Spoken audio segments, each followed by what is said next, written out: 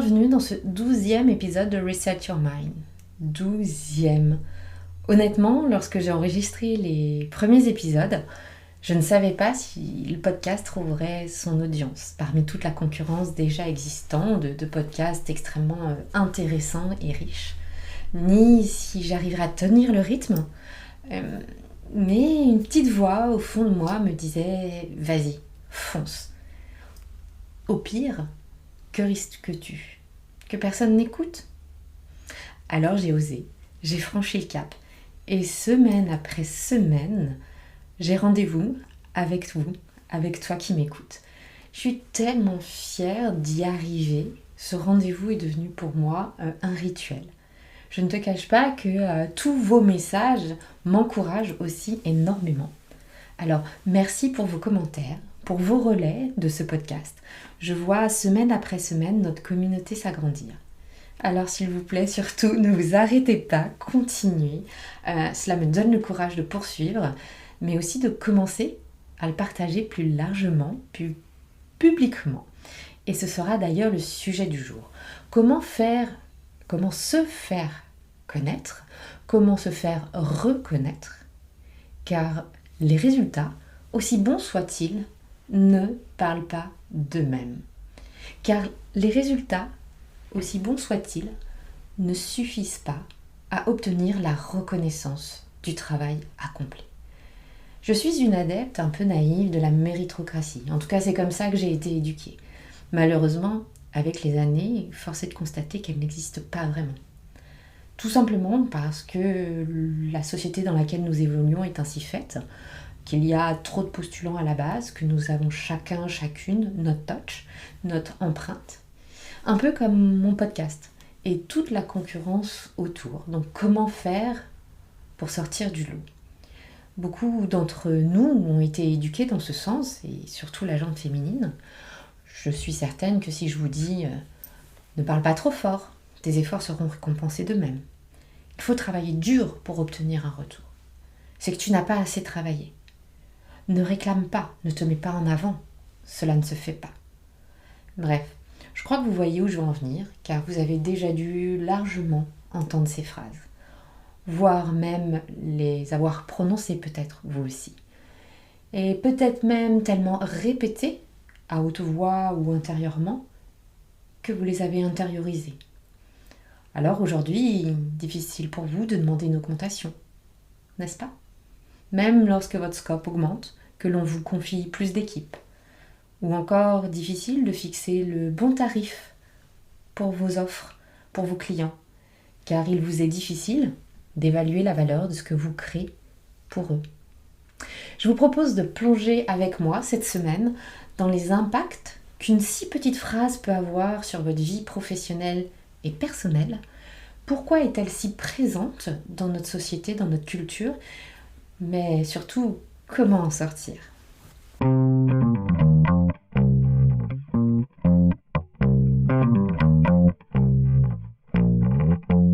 Avant de plonger dans notre sujet du jour, vous savez déjà certainement, je suis une adepte du journaling. Alors qu'est-ce que le journaling ? On en parle beaucoup, on mélange beaucoup de choses souvent. Le journaling est un processus où chaque jour on vient déposer ses pensées dans un cahier. On vient déposer tous ces mots, ces bouts de phrases, ces choses à faire, ces ressentis que l'on capte au vol, qui viennent prendre vie ainsi à travers un stylo sur du papier. J'ai beau avoir passé la quasi-totalité de ma carrière dans le digital ou dans l'IT, j'ai redécouvert à quel point écrire sur le papier est libérateur. Personnellement, il me permet de mieux gérer ma charge mentale, de faire le point sur ce qui est important versus ce qui ne l'est pas. Rien que de l'écrire me permet de prendre une distance et d'observer de manière beaucoup plus détachée, avec moins d'affect et moins de passion, sur toutes ces choses qui s'en mêlent parfois dans mon cerveau et dans ma tête. Si tu souhaites tester et que tu ne sais pas trop par quel bout commencer, j'ai créé un e-book gratuit qui guidera pas à pas sur une 30aine de jours pour essayer justement, pour prendre tes marques et voir ce que cela peut t'apporter. Le lien est en commentaire, n'hésite pas, c'est cadeau. C'est avec plaisir que je partage ce qui m'a été pour moi d'une aide très précieuse.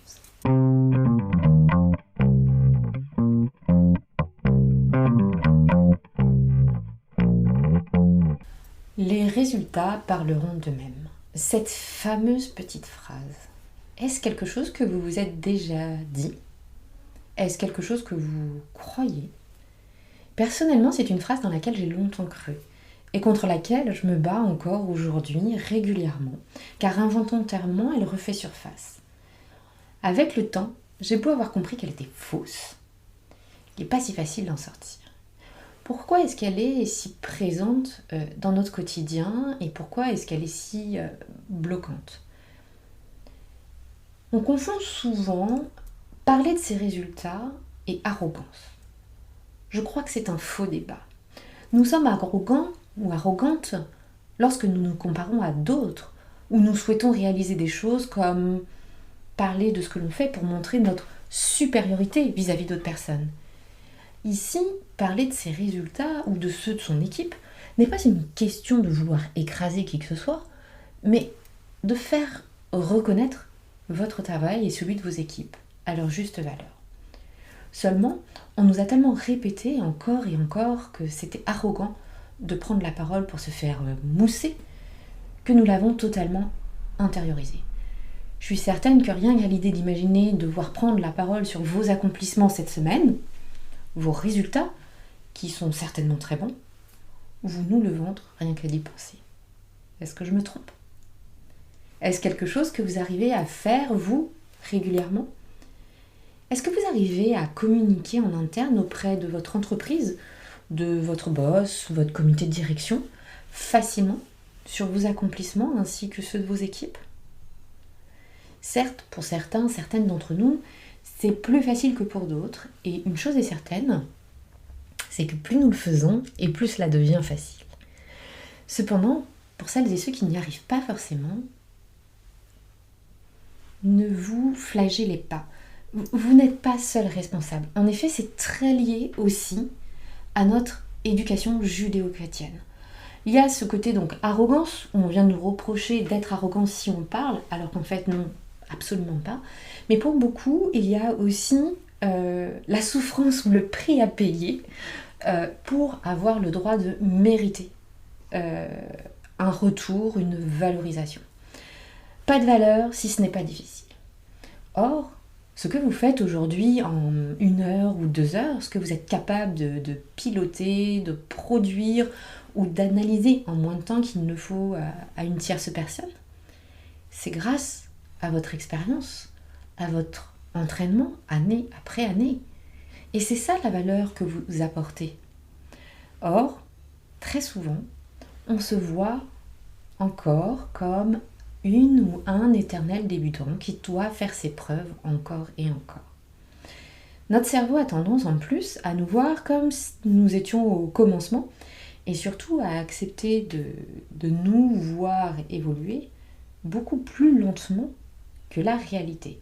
Or on le sait, l'évolution, c'est comme tout dans la vie, c'est loin d'être linéaire. Vous avez déjà vu un enfant faire ses premiers apprentissages, ses premiers pas, c'est pas palier.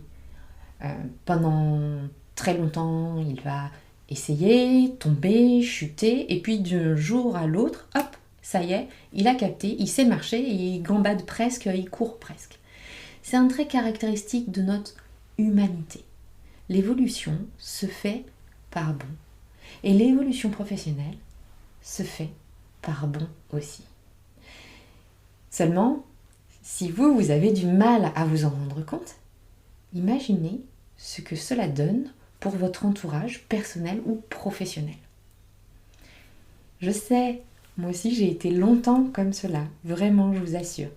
Et cela me fait une parfaite transition sur ce que cela nous coûte. Car oui, ne pas oser parler de ses résultats, des efforts qu'il a fallu faire pour créer la valeur que vous délivrez de vous ou de vos équipes, encore une fois, eh bien ne pas oser a un coût. Quels sont pour vous les impacts d'une si petite phrase qu'une si petite phrase peut avoir sur votre vie professionnelle ou vie personnelle?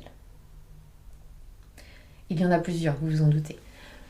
Celles que je vois sont principalement la non-reconnaissance des efforts nécessaires pour créer ces résultats. Il s'agit de ne pas laisser croire que c'est si facile, que c'est un claquement de doigts. C'est une valeur, et c'est ce qu'on disait justement avant, c'est une valeur que de savoir gérer des situations, que de savoir faire avancer des projets qui peuvent sembler faciles de l'extérieur. C'est tout un art de rendre quelque chose compliqué, de le rendre facile, de le réaliser. Et ne pas en parler vous impute de cette reconnaissance, de cette valeur que vous créez pour votre entourage, pour votre entreprise. Que de rendre des choses difficiles, faciles, et surtout de réaliser ses rêves pour concrétiser des choses. Il ne suffit pas de les rêver, les mettre en œuvre, c'est tout un art. Le second impact, je pense que vous le voyez venir, c'est dans la même lignée, c'est la non-reconnaissance de votre expertise. Si vous ne parlez pas des difficultés, des efforts, du savoir-faire que vous avez dû mobiliser, mettre en place, ou pour atteindre ces résultats, personne d'autre ne va s'en rendre compte. Surtout pas des non-initiés. Ici, si vous n'en parlez pas, personne ne saura de ce dont vous êtes capable. Et surtout, on pensera que c'est normal. C'est une tendance de l'être humain. L'être humain a tendance à prendre pour acquis ce qui lui est apporté. Et donc, ça m'amène tout de suite à l'impact suivant, qui est la mauvaise évaluation de vos capacités, de vos compétences. Si vous êtes expert dans votre domaine, l'entreprise qui vous a recruté pour cette expertise ne la possédait pas en interne. C'est qu'elle avait besoin de vous pour renforcer ce domaine d'expertise, justement. Donc comment voulez-vous que quelqu'un qui n'est pas du milieu, qui ne connaît pas ce domaine, ait la capacité d'évaluer à sa juste valeur ce que vous êtes en train de produire? Prenez 2 minutes, vraiment. Prenez 2 pas de recul. Si on vous a engagé, c'est pour vos compétences, vos connaissances, donc votre expertise, parce que l'entreprise était en manque de cette expertise. Comment voulez-vous que l'on vous évalue à votre juste valeur si vous-même, vous ne faites pas cet exercice, et si vous-même, vous avez du mal à l'évaluer et à en parler? Ce qui m'ennuie ici, avec cet impact-là, c'est qu'il vient impacter directement la valeur que vous accordez, votre propre valeur. On le sait très bien, la valeur que l'on s'accorde à notre identité professionnelle est souvent, dans le monde dans lequel nous vivons, très liée à la valeur que nous nous autorisons de nous accorder à nous-mêmes en tant que personne.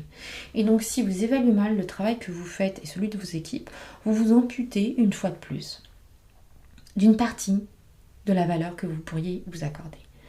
De plus, si vous n'en parlez pas, n'oubliez pas, l'être humain, tout comme la nature, a horreur du vide. Donc si personne ne s'attribue les succès, la paternité ou la maternité de ce succès ne restera pas très longtemps inconnue. L'être humain est ainsi fait. Il y aura forcément quelqu'un qui finira par s'attribuer le résultat, le fruit de votre travail ou de celui de vos équipes. Ce qui serait donc un peu dommage d'avoir fourni tous ces efforts et que ce soit le nom de quelqu'un d'autre qui soit en bas de la page. Un autre impact significatif, ce sont toutes ces opportunités ratées, à côté desquelles vous passez en ne promeuvant pas, en ne mettant pas en avant les résultats de votre travail, de votre expertise.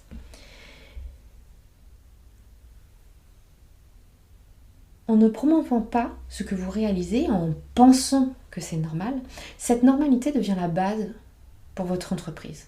Or, c'est peut-être la vôtre, mais elle n'est pas la normalité de l'externe, elle n'est pas la normalité de tous les experts de l'écosystème. Vous avez quelque chose d'unique. Entre votre expertise, le domaine d'entreprise dans lequel vous évoluez, l'industrie de votre entreprise, vos équipes, la gouvernance de votre entreprise, de vos équipes, vos valeurs personnelles aussi, il y a une unicité à ce que vous produisez, dans ce que vous faites. C'est cela qu'il est aussi important de mettre en valeur. Si vous ne le faites pas, comment voulez-vous qu'on le fasse pour vous ou que l'on reconnaisse cette valeur? Je reviens un instant sur l'épisode du networking et l'importance du networking sur justement ces opportunités. L'importance du networking, c'est de pouvoir aussi se comparer, s'évaluer, dans le sens positif du terme, à ce qui se fait sur le marché, dans votre domaine, et être identifié sur vos thématiques, vos domaines d'expertise.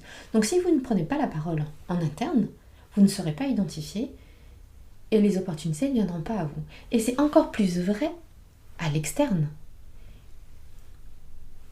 Si vous n'êtes pas identifié comme celle ou celui qui crée cette valeur, comme l'experte ou l'expert de ce domaine, vous perdez du poids, que ce soit en interne ou en externe. Et vous perdez, en perdant ce poids, vous perdez de la crédibilité. Je sais, c'est triste, mais notre système est ainsi fait. Sans cette reconnaissance, lorsque vous avez des demandes à formuler, et là je vais plutôt revenir sur le domaine interne de votre société, lorsque vous avez des demandes à formuler, vous perdez du poids. Lorsque vous avez besoin de renforts, d'équipes supplémentaires, eh bien, si vous n'êtes pas reconnu comme cet expert, vous aurez beaucoup plus de difficultés à les obtenir. L'être humain est ainsi fait. Il a besoin de vous mettre dans une case pour savoir à quel niveau il peut avoir confiance en vous. Il doit croire ce que vous dites. Donc, lorsque vous levez la main pour demander du renfort, des équipes supplémentaires, ou que vous apporterez votre soutien à une décision, à un arbitrage, eh bien, on se demandera qui vous êtes, quelle légitimité avez-vous pour vous positionner ainsi. Je sais, ce n'est pas toujours évident. Pensez que les résultats parleront pour vous est la meilleure façon de vous rendre invisible.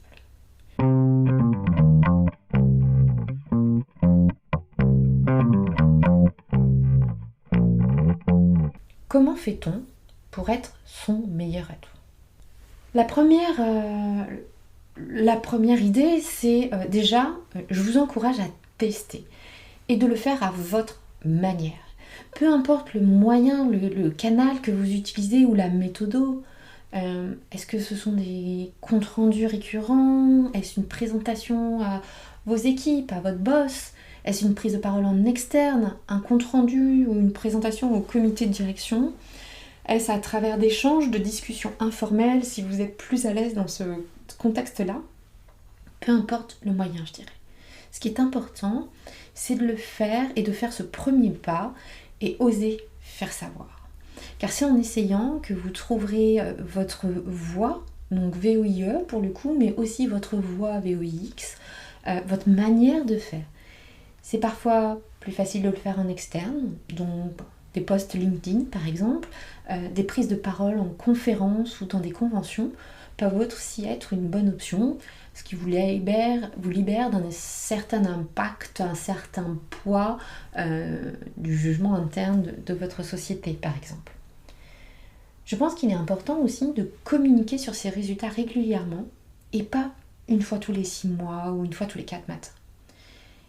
Et surtout de ne pas le faire seulement et uniquement à son boss hiérarchique immédiat, à son responsable hiérarchique direct. Tout simplement parce que parfois on ne s'entend pas avec son boss et pour autant cela ne remet pas en cause la valeur du travail que vous fournissez. Parce que parfois, avec la meilleure volonté du monde, votre boss a ses propres biais et peut-être sans le vouloir a du mal elle-même ou lui-même à vendre ses propres résultats. Donc imaginez vendre les résultats de son équipe. Il ou elle peut sans vouloir mettre le couvercle sur votre valeur. On a chacun notre prisme d'évaluation. Donc présenter ces résultats au COMEX, au board ou aux actionnaires, dans certains cas, peut être une opportunité en or et extrêmement importante. Ça peut être aussi dans le cadre de retours d'expérience de manière transverse. Il n'y a pas seulement des échelons hiérarchiques à grimper, c'est pas du tout là mon point. Faire connaître ces résultats, montrer la valeur de ce que l'on crée, ça peut aussi être en aidant d'autres équipes à se sortir de situations difficiles, à partager des retours d'expérience, ce qui a fonctionné, ce qui n'a pas fonctionné. Dites-vous que de toute façon, le plus dur est fait. Les résultats sont déjà là, ils ne changeront pas. Vous avez déjà fait 99% du job.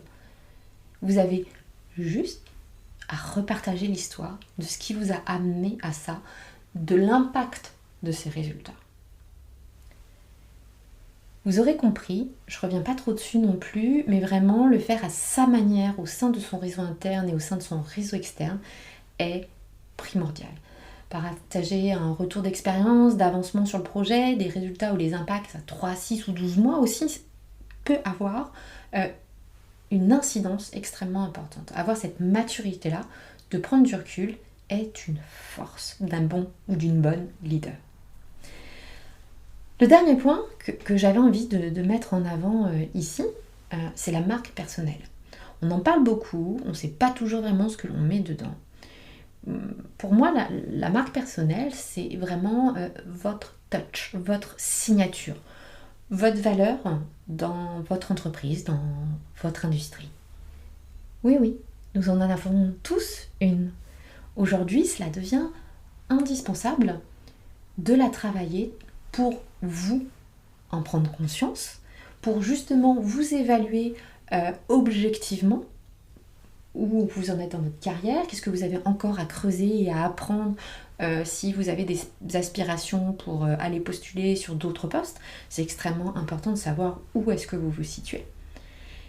Mais aujourd'hui, ça vous permet de continuer de vous enrichir, d'être meilleur dans ce que vous faites. Cela vous permettra d'évoluer aussi, potentiellement en dehors de votre société. Cela vous permettra de vous faire connaître, de vous entraîner aussi à prendre la parole. Cela vous permettra de gagner en confiance en vous et de mieux vous évaluer.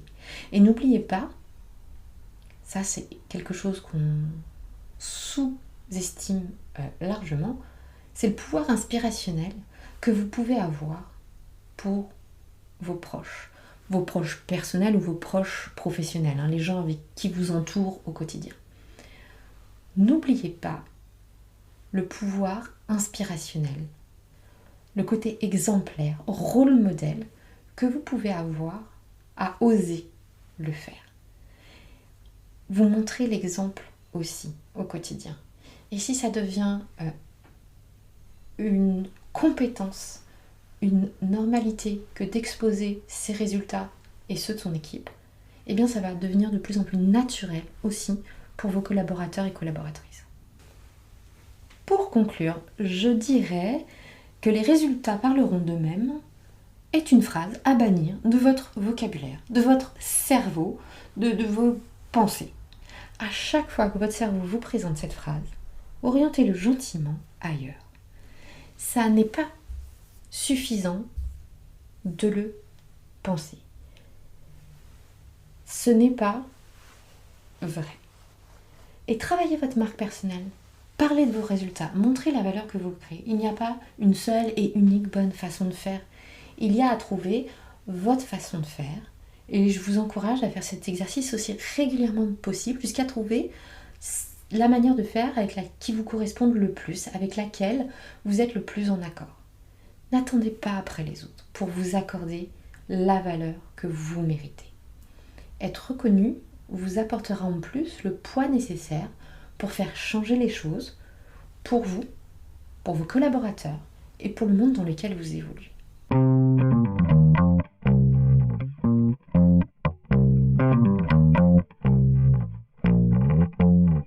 J'attends vos commentaires avec impatience comme à chaque épisode. Vous pouvez les poster directement sur les plateformes Spotify ou Apple Podcast ou encore sur Instagram by_reset_yourmind. Si vous souhaitez que je vous accompagne, vous pouvez aussi me contacter à contact@resetyourmind.fr ou prendre rendez-vous directement dans le lien en commentaire.